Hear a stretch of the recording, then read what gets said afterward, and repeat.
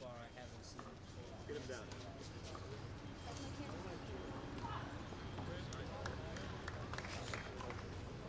9-5. See, he's right on the line already. Green ball. Yes.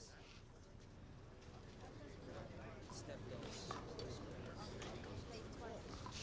Referee called the hand. 9-5. Didn't call it. The linesman didn't call it football, but the referee called Come, man up. What do you mean? What do you mean? What do you mean? Back into the guy on his switch. You're out. Back right into the guy's switch. Come on. Say, I'm sorry. You back right. You back well. I agree with you.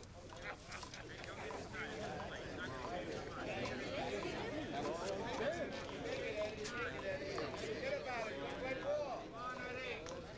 Go ahead, Eddie. Keep playing.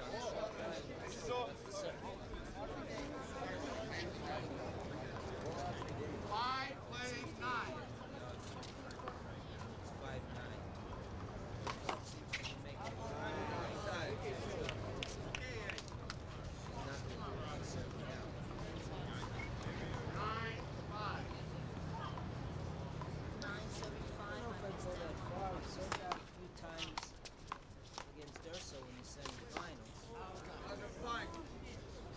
But it's not really a terrible thing depending on the score. If you have a big serve and you're making a lot of points on aces, there's nothing wrong. Well, I shouldn't say nothing, but it's not the worst thing in the world to make 4 or 5 points and then That was a serve. No, yo no dejé cinta, se me olvidó, págala. No. Lado de... ¿Tú sabes todas las cintas que las tengo las de closet? Cojo una de las cintas negras.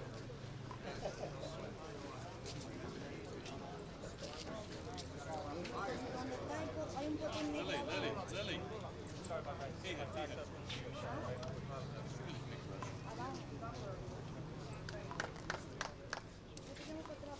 5. the basket never moved.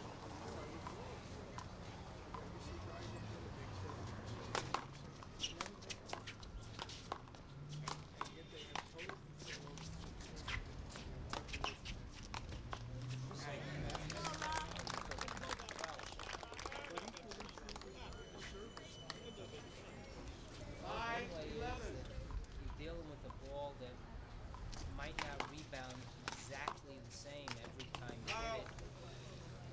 You're playing on an outdoor court. 11-5. Have slight irregularities. Temperature changes, which also changes the performance of Round the 1 ball.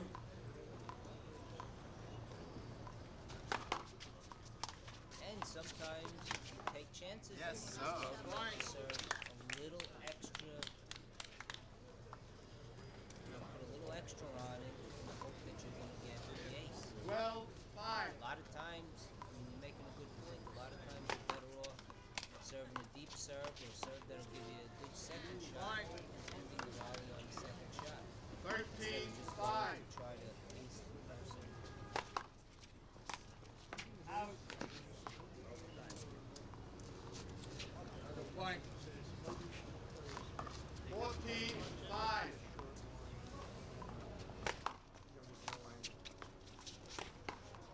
Yeah, buddy. No ace. 15-5.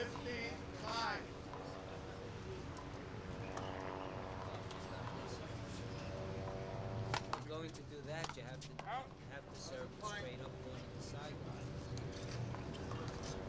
16-5.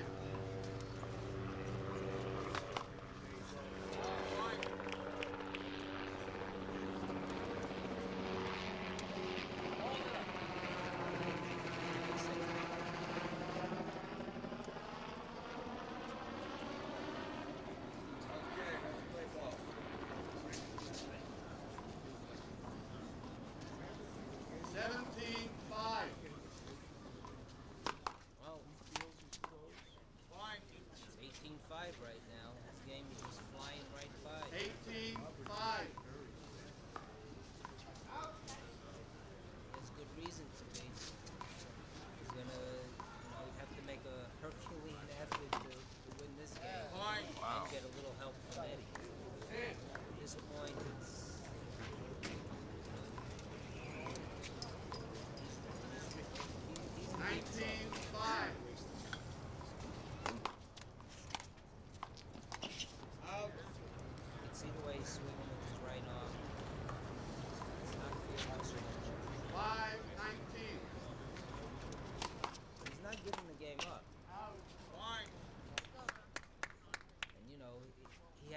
right now. If he manages to run 4 or 5, gets up to 11.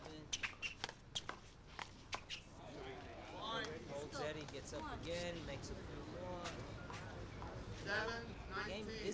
isn't over. Over. One fall. You have one fall. It does seem like he's very close to over. So that's the bear. He does feel that way. His confidence. He's willing to take the risks and goes for a lot of crazy shots. One of them falls in. That's the end of his match for Rob. 27. Just a shot. You have one fall.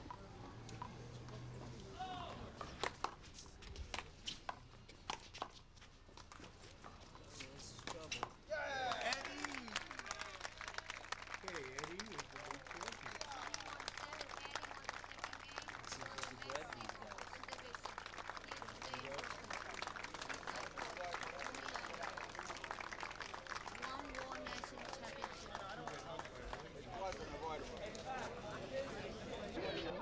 That was a tremendous victory.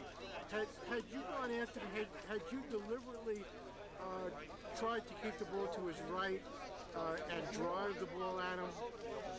Definitely, most definitely, because I've actually faced him 3 times prior to this tournament, and the first 2 times around I wasn't very victorious because he has an excellent left, as you can see. Right. But my idea was to come in to expose his right hand like I did in the last tournament that I beat him in. And doing so, you can see that I emerged victorious. He tended to set me up a lot with his right hand, which is why I chose to go that way. And I was able to just pull him off the court with to the left side, and even if he were to return it, he was way off court for him to come back into the game again. That's how I managed to beat him.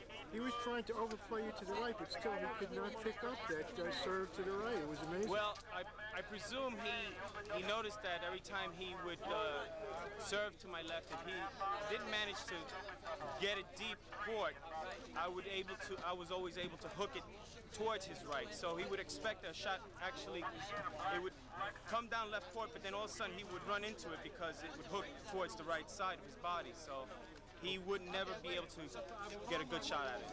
Now, in previous games, I saw you emphasize the hooks. You've got a tremendous arsenal of hooks. But in this game, you try to run him with speed. Is that right? Well, yeah, that has a lot to do with it. I guess that's why a lot of my friends call me Fast Eddie, but I really don't think so. I think it's good anticipation. You know, able to track down shots, of course, is one of it. But good anticipation is the key, really. I mean, experience, you know, you gain that through experience and everything. So. Now, I noticed you stayed away from the volley, especially the high volley. You try to kill everything. Yeah, well, that's my main objective is to try to get the volley done as quick as possible. Is that because he's a tremendous on the volley, on the high volley? I think if it came down to a volley, he might be able to over-endure me. I've been volleyed before. I really tell you the truth, I've never really tested myself under those kind of conditions. But my game is to get it down as low as possible where I can attack. That's my game, is the low game. That's where I feel more comfortable at.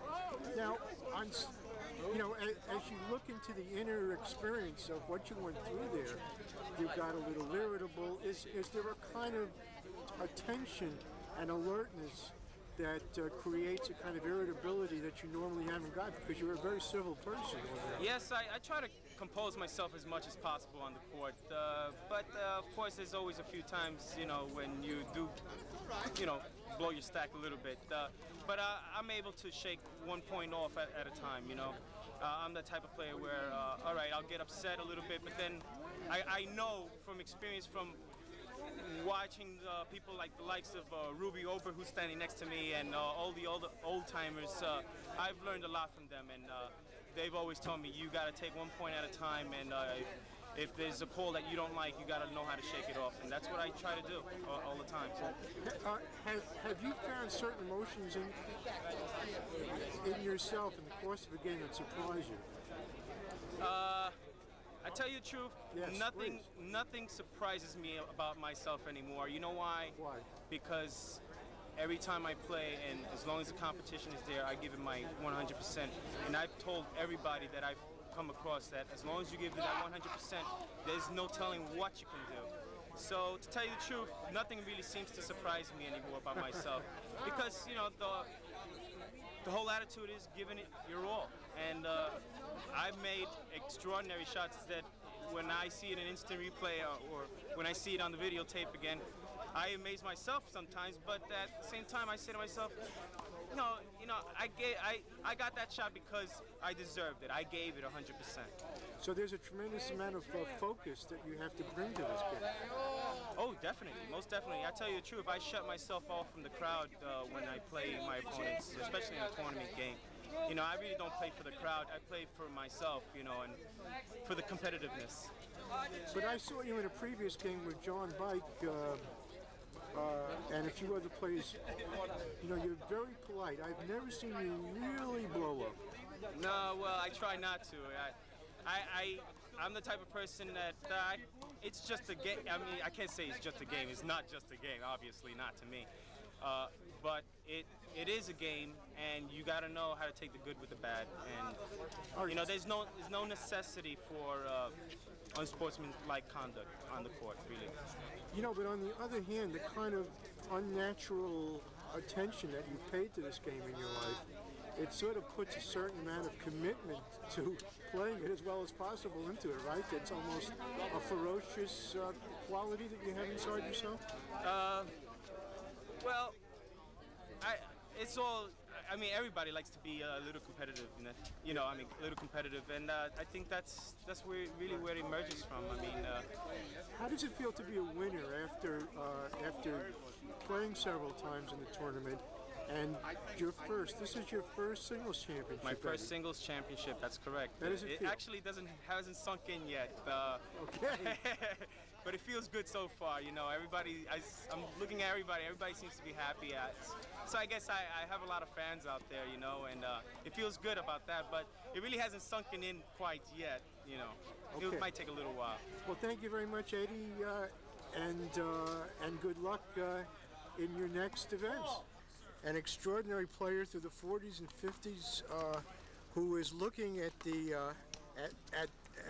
remnants or descendants of the game, Vic. How would you describe the level of play as you see it now as compared to what it was when you were the great star? Okay, before we answer that question, Matthew, this is Vic Herskowitz, the greatest all-round player of his era and perhaps of all time. This man is a legend beyond legends, not only because of the massive amount of championships that he's won in 1, 3, and 4-wall singles and doubles, but because I've known this man for a long, long time, and he's always been a gentleman. And to me, that is the key to this game. We need more people like Vic Herskowitz, who is a member of the Hall of Fame.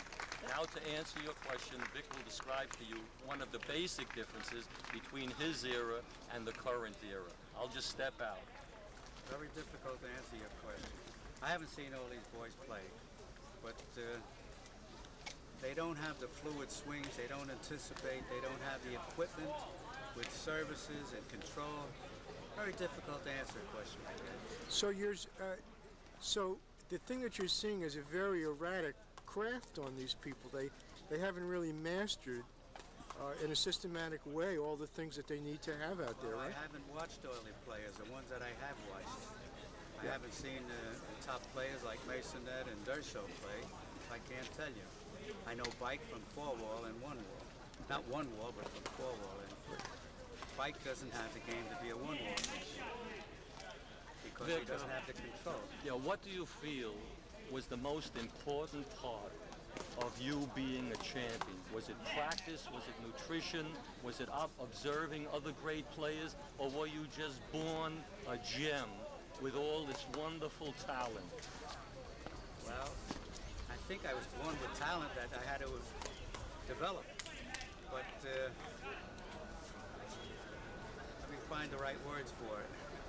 I think that the biggest thing in a sport is heart. When you have to play someone, you have no substitutions. Everything boils down to you. And it's either you or he. Now, aren't you the first person to have a left-hand Vic that's has a natural swing, ambidextrous? Yeah. Now that's how long did you work on that? And long time. I swung naturally, but I was very wild with it until I got control of the game, and then I was all right. Now, what was the thing that turned you into a man with control? Did you observe somebody else and say, I played competition at the Mecca of handball in Trinity Club. And all the champions played in Trinity Club, and I was always playing doubles with them, and eventually singles, and I mastered the control. What I did was take power off my game and just develop control, and the power came back. And how did you make the transition from one, I believe you first went from 1 to 4 wall and then ultimately to 3 wall. How did you make that transition and where? Well, it took me a long time to learn the walls. I learned at the Brooklyn Central YMCA. And I think I played in 1947. And I beat Trulio, who was defending national champion. Angelo Trulio. Yes. He was the master of Brownsville. He was the national champion. He won it in 1946. In the state tournament in 1947, I knocked him out of the tournament. And then I got beat the following round. We won't mention the following round. That's okay. That's mentioned. But then I played the following year. I was invited to go to Chicago. Look at that ambidexterity. To go to Chicago to play, and I almost beat the champion Gus Lewis, who was defending champion. Yeah. Look at this, a singles game right in front of you. Now, in those days, I mean, you know, even outside the game, it seems as if a man had to be a tougher person, had to work harder at everything. Well, I grew up in Depression era. Life was tough.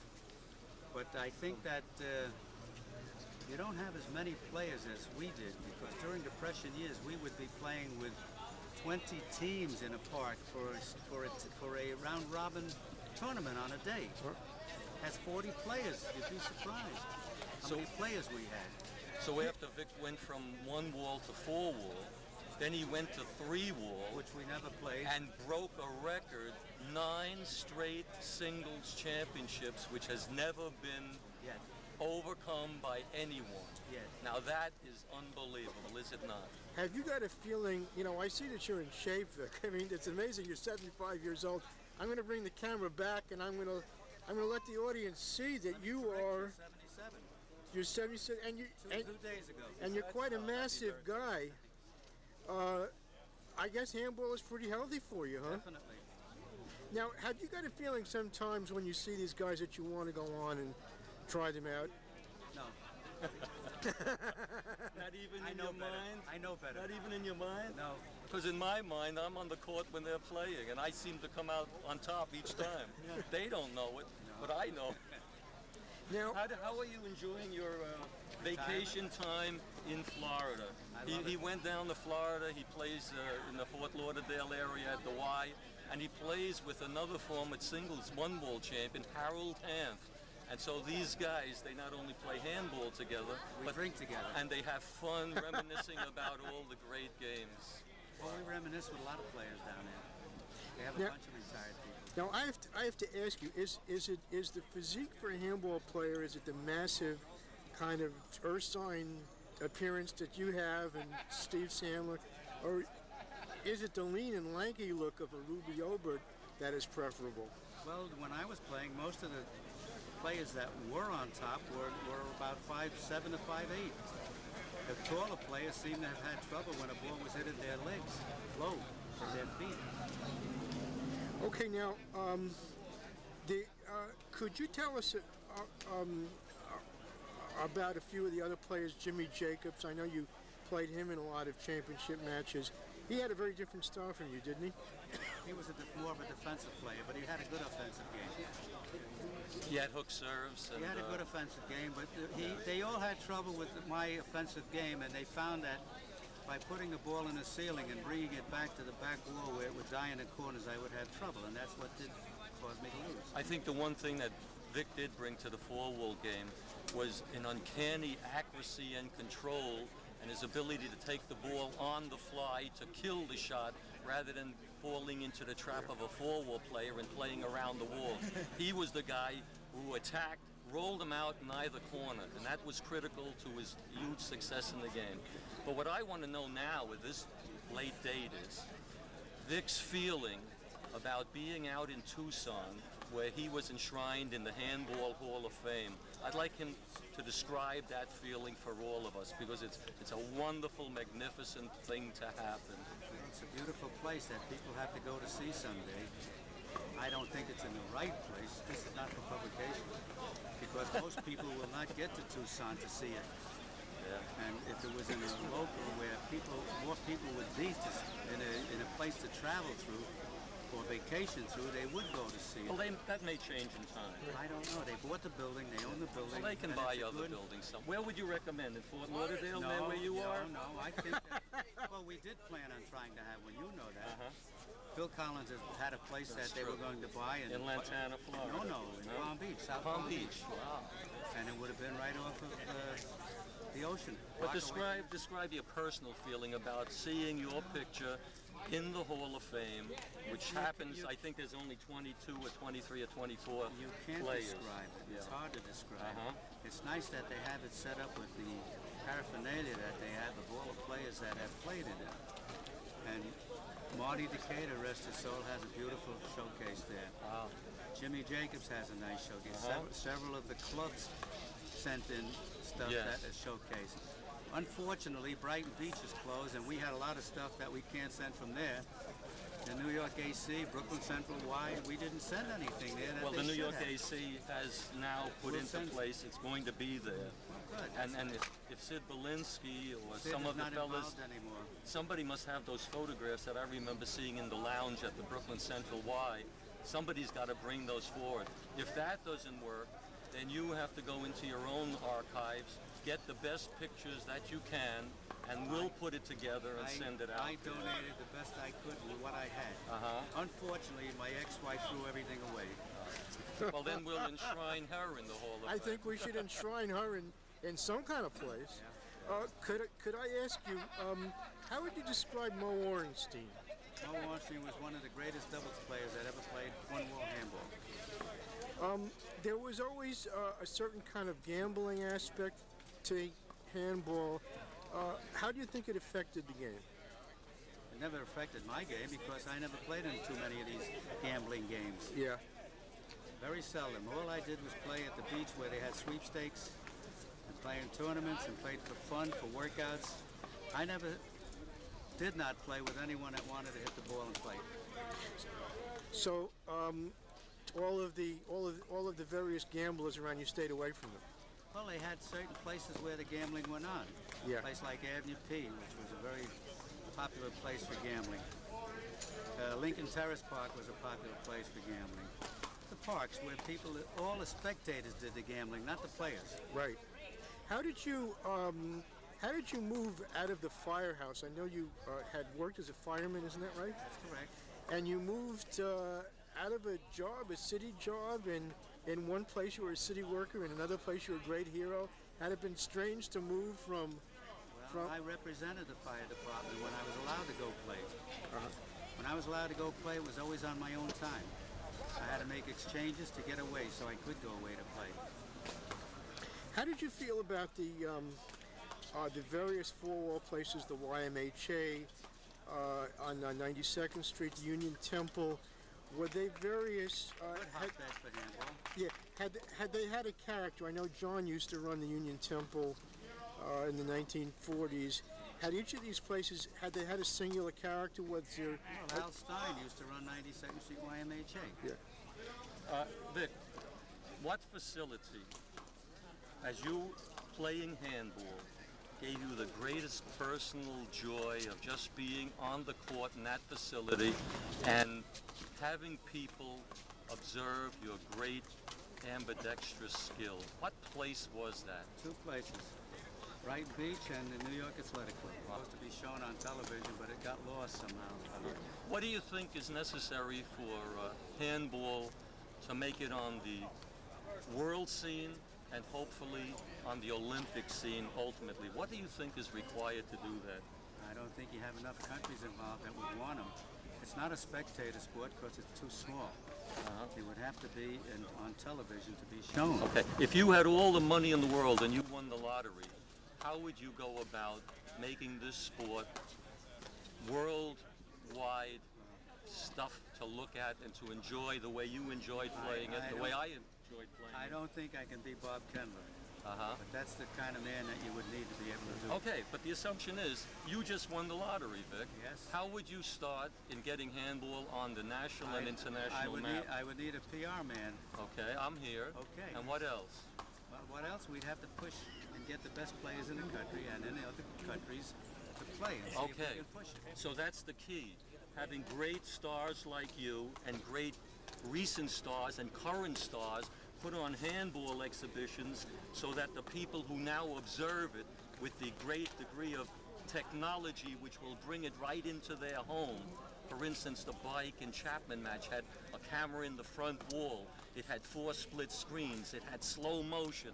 Do you think that's the thing that is a beginning to get this? Yes, that would be the beginning. Okay, could I ask you, could I ask you, Vic, about the killer instinct? Even though you're very polite, you certainly had the killer instinct all the time. Every sport has it. Is it something that you saw in others that kept them from being as good as they might have been if they didn't have it? Well, it was one of the characteristics that was missing. Yeah. If you take the quality of each player, one may have more talent than the other, but the bottom line is, does the guy have enough fight to punish himself to win? Okay, so it's a kind of a pain that you have to go through, huh? Well, not a physical pain. But by being in shape, you endure the pain. Are there moments when you had felt a kind of despair that you could not play at your best, that your legs were getting No, taut? I never had that feeling. So you always felt as if you could win? Yes. Well, as a matter of fact, you did. I think that's the key. You must believe in yourself, but you can't just have an illusion of belief. You have to pay the price of practice, and you have to pay the price of playing different people, and you have to pay the price of sometimes losing and learning from the loss. And then ultimately you put all these pieces together and it becomes virtually automatic that you become the champ. And these are the beautiful factors that made this man the champion that he is. Now, in the early 60s, Vic, you weren't quite as good as you were. Had you looked into yourself to find resources to make up for losing a step and things like that? The reason I didn't have it anymore was I was getting older. I lost to Jim Jacobs. He was 13 years my junior. Yeah, right. I saw those matches in the movies, and I said, my God, this is a great player. I thought you were going to win those matches anyway. Well, I did too. I had him 13-5 in the third game, but unfortunately I played doubles that day. Yeah. That was 53, 54, and 55. Yeah, I believe, then right? 55 I played